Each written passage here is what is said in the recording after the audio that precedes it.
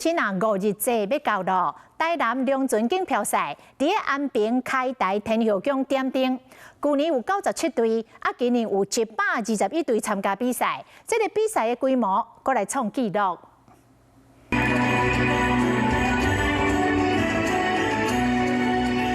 邀请精彩的花舞表演，祈求国泰民安，加上鼓声助阵，互今年台南国际龙船锦标赛的点灯仪式炒热气氛。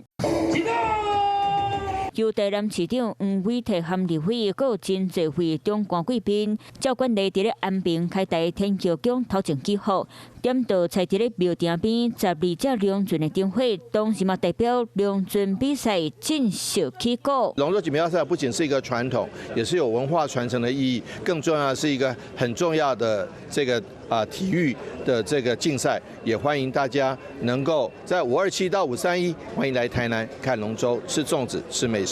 活动嘛结合文创市集和艺文的表演，要互民众感受到无同款的文化氛围。